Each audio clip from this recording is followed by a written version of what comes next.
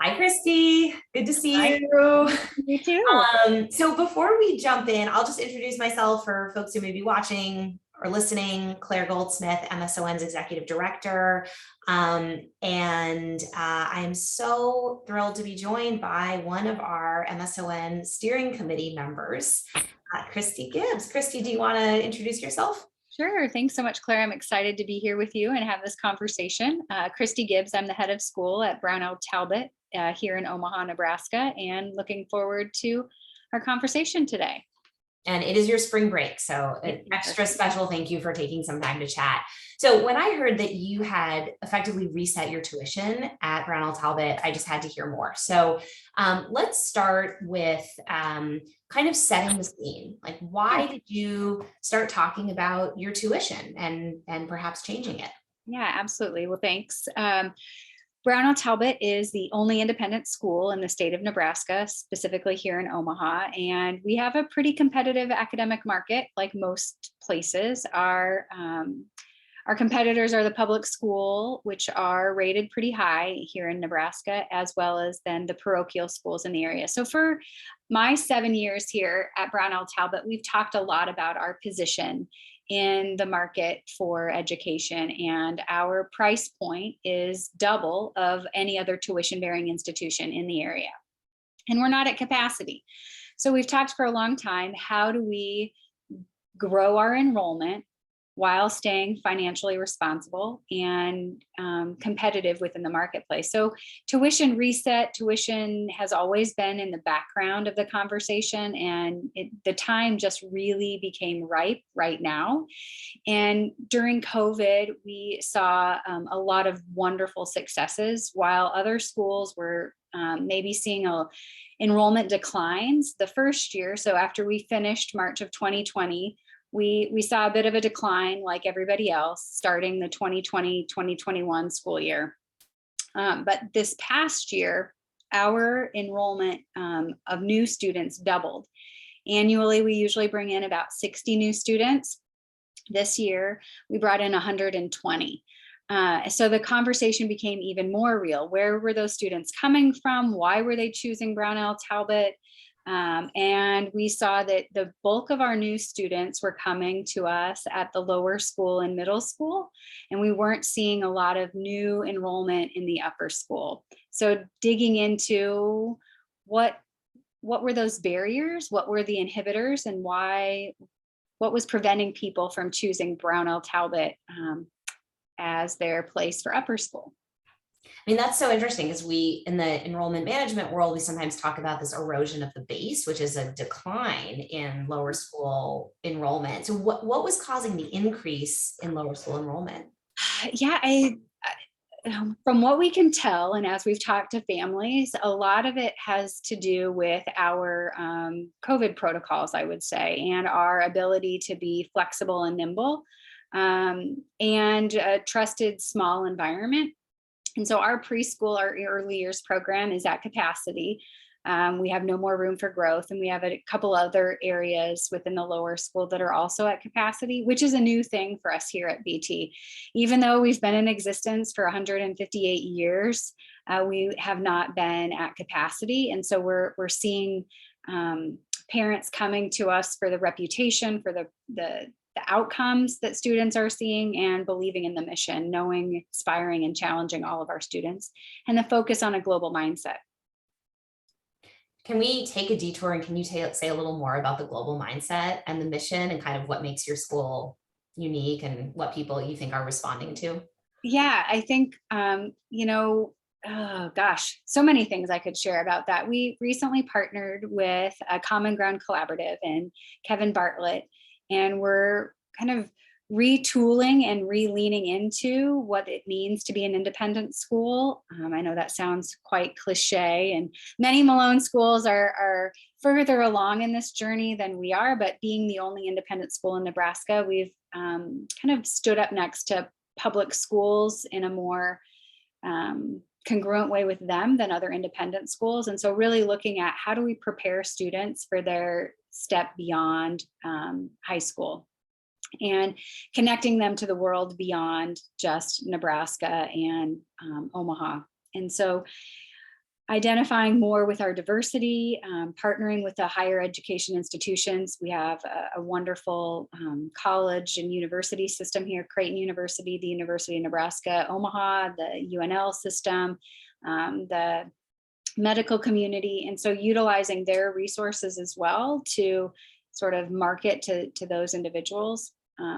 Families who are looking for high quality education, and opportunities for students to engage in real world experiences. Again, something that sounds quite cliche, but those partnerships within the community, the MSON program is definitely a differentiator for us, and the ability for our students to take classes that wouldn't otherwise be offered to them and experiencing more of what the real world will offer, especially now that we're becoming more interconnected via Zoom and other platforms. Students working with learning right alongside individuals from across the country. When they get into the workforce, that'll be very much what they're experiencing. And so how to take what they're learning here at BT within our four walls and expanding that to sort of that educational platform across the country. Great to hear that MSON is such a differentiator for you, and that you really leaned into that idea of sort of students talking across difference and being in class with folks other places. So you're seeing this kind of increase in capacity in the lower school at the same time as it sounds like in other parts of the school, you know, that you were not at capacity and you're looking at your tuition compared to the rest of the market. Let's take a step back for a second. Sort of who is in these conversations with you? Like when you start thinking about what we should do about tuition, who do you engage in that conversation? Yeah, so that conversation has typically lived within our finance and investment committee of the board, you know, really talking through, and we've modeled and projected all kinds of different options. Right now, our tuition structure is different almost at every grade level. So your price point for early years is different than kinder, which is different than first, so on and so forth. We've made some shifts over time to make those exit points less dramatic of a difference. So your 8th grade and 9th grade tuition would be the same, so that parents wouldn't be leaving us because of a tuition jump. So we've done some small things over time, incremental. And that's where it's really lived through this last 2 years and the COVID pandemic and some other things. Our enrollment and marketing committee of the board has really stepped up in some idea generation and figuring out ways to marketing. So we've had sort of this perfect alignment of committees within the board working with the school. So it's also our admissions director, our executive director of business and finance, our communications director. All of those individuals are also a part of these board committees, and really just talking through how are we marketing with some intentional marketing, which we knew we needed to build our pipeline, build our base. We saw wonderful growth within those divisions. And so we began to dig into where do we have opportunity and what might that look like? So really this most recent idea came from a board member. He is an entrepreneur at heart on our finance and investment committee, and he loves spreadsheets and loves running numbers. And so he spent some time over the Christmas break and started plugging in numbers and really looked at, if we took our full pay, everything came back to net tuition revenue. And of course, our strategy wouldn't work for schools who are already at capacity. We have what you would say empty seats in our bus or on our plane or in our apartment complex. We have space. And one of our old models had been, fill those seats. Some tuition is better than no tuition. And so discounting those seats would be an old model that we had really used. But when you do that, the younger the student is, when you discount that seat, the longer you have a discounted seat filled. And we were seeing some negative impacts of that over time. And so this last couple months really dug into, where do we have the most capacity? We have the most capacity at the upper school. Where do we have our biggest competitors? And that's in the upper school. So looking at our data, families who didn't choose Brownell Talbot generally for upper school was because of one of two reasons: our size. Students were saying it's too small. We want more of a student body. We want more social engagement. We want, more friends, if you would, or price point. What's the value proposition? How are you better than X private school down the street that's charging $12,000 and you're charging $22,000? Like, where is that differentiator?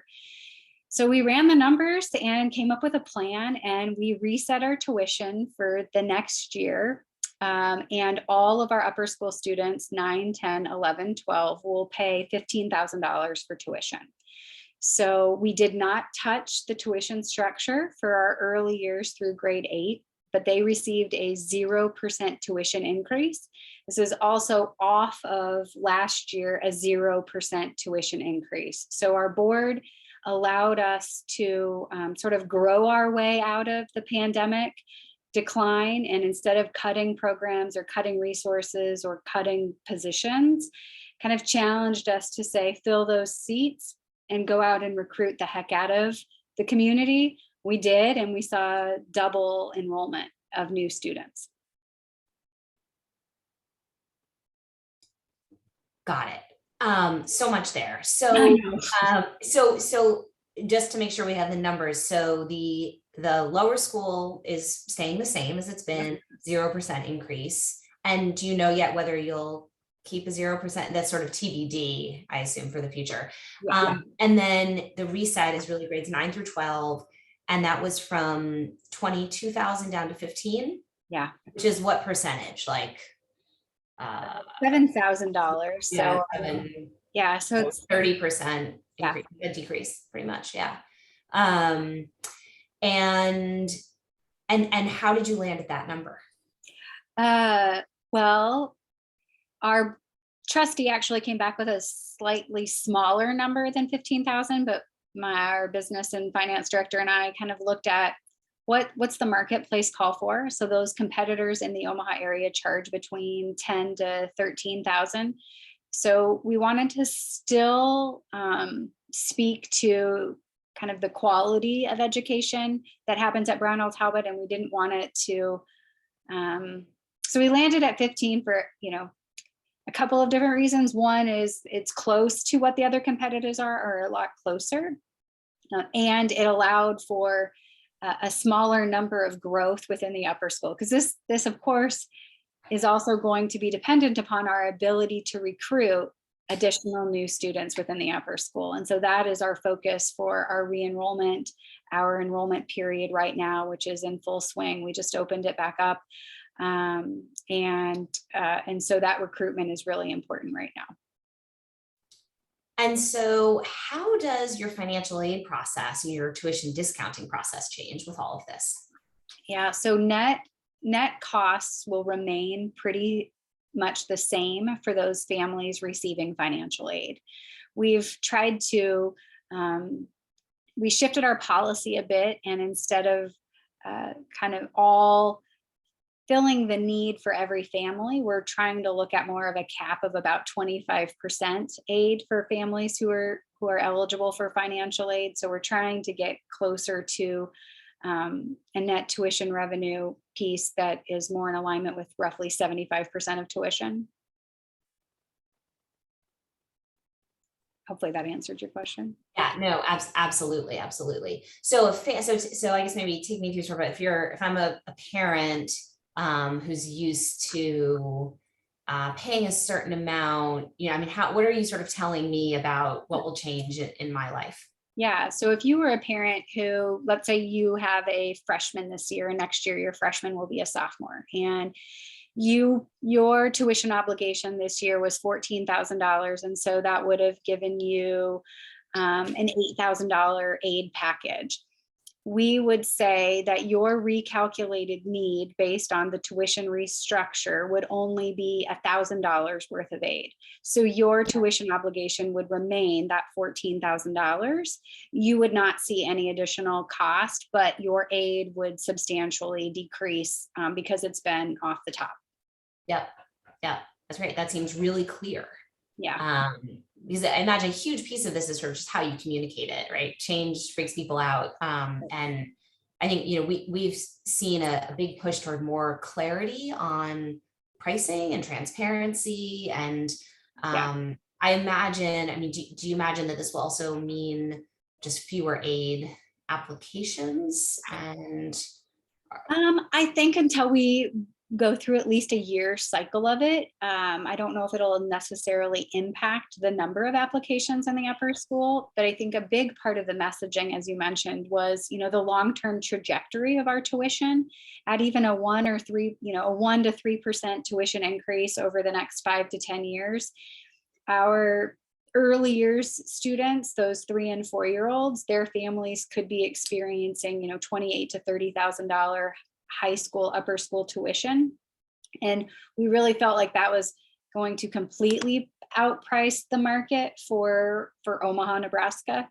So the reason why we started with the upper school is it would really impact the entire school community. So those parents of children in lower school or middle school will eventually see the fruits of this labor, and that the tuition at that level won't increase at such a high pace and rate. right, that makes so much sense. So how do you see this playing out so far? What has the response been? Yeah, the response has been very positive. A couple questions that have come up, because our 8th grade tuition for next year will be $20,880. So it's, just over $5,000 more than a senior's tuition. And so what we've talked about is how our middle school is different than other middle schools that are tuition bearing in the area. Our middle school is more of an upper school. So our middle school students are taught by upper school certified teachers, whereas most of the other middle schools in the area that are tuition bearing are connected to a lower school. So they have middle school certified teachers. So there's that differentiator. We've had some families, I can think of one family who has a child in lower school and a daughter that will be transitioning to 9th grade next year. And, almost tears in her eyes when we were talking about it, in that there's never been any question that their family will remain a Brownell Talbot family through 8th grade. But when you get to that 9th grade level, when tuition is substantially different than other high quality institutions in the area, there's that gut check of, can I financially afford it? Does it make most sense?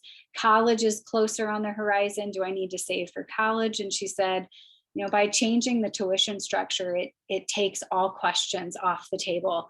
We've always, we've always known BT is the best place for our family, but this doesn't make us have to make that financial decision and have to sit with that. So it's a beautiful story. And how do you have data yet on how this is being seen in the marketplace in terms of recruiting all those new students that you're going to be out there looking for? We don't have any concrete data yet. Right. We just communicated this within the last probably 4 weeks, 3 weeks. We just opened up our enrollment last week, actually. What I will tell you is that one of our competitors, probably a week and a half to 2 weeks after we announced our tuition shift, they made an announcement about their financial aid and how they've shifted their tuition as well. So at least anecdotally, I'm able to say that our competitors are taking notice and looking at that as well. So we'll see how it pans out. We have some financial stop gaps in it. As we looked at building our budget, this did not account for any additional revenue from the development side. And so I think, with new and additional students always comes the opportunity for some additional revenue from the development side. We also have a couple other strategies that can help us, in the short term as we level out those enrollment periods and recruitment. So if we don't hit our recruitment numbers this first year, it won't break the bank. We'll still be on a positive trajectory. And so I have no reason to believe that over the next 2 years, we're not going to see great success with growing enrollment in the upper school and having a solid foundation for our tuition reset in the middle school and then lower school to come. That's great. And you certainly hear about schools who have either kept tuition lower than the market rate, or who have lowered their tuition and who have seen an increase in development, because you can make the argument to full pay families that if they were willing to pay right. that 22 before, right, they could make up the gap, or the amount that they're saving on tuition in the annual fund. And I don't know if you're planning to make that argument, but I've certainly. Of course. Yep. Yeah, right. Absolutely. And many families, I'm sure, are so excited about this for what it means for the school and for the community. And that's something they're going to get behind and want to support. So what can other schools learn from your process and from where you've landed? And I know that, you've told me Omaha is really different from a lot of other markets, but I think there are a ton of lessons here, nevertheless. Oh gosh, I'm kind of hesitant to say what can you learn until I know, I think, well, everybody will learn whether or not we're successful probably in a year or two. So we'll learn a lot of what we can or can't do. I think what for me has been really impactful is the power of a group of trustees working together on a common goal and mission. And 7 years ago, that wasn't the case necessarily. We've always had amazing trustees, but they're engaged in a much different level right now, and truly looking at helping the school come together. So like leaning on those experts and leaning into being an independent school and being able to make changes quickly. I mean, we've been talking about tuition resets for years, but really the data came together, mid-December. We had a couple of trustee meetings mid-January, and we rolled out the decision January 28th. So a lot of quick decisions can be made and people can come together when really given a strong task. And that's been a lot of fun to work with individuals here on campus to get it done. It sounds like it was the right timing, the right people, and Yeah. also the right leadership. I mean, I have to hand it to you. Like this is not easy stuff to do, and I look up to you enormously and give you so much credit for making this change in your school and for kids, and being able to provide an excellent experience, hopefully to more students in your market, and keep those families who already love you. So. Bravo. Well, we're so excited to see, what happens, and maybe we can do a part 2 and circle back. That would be great. I would love to. Yeah. Thanks, Claire. It's always fun to see and talk. Thank you so much, Kristi. Thanks.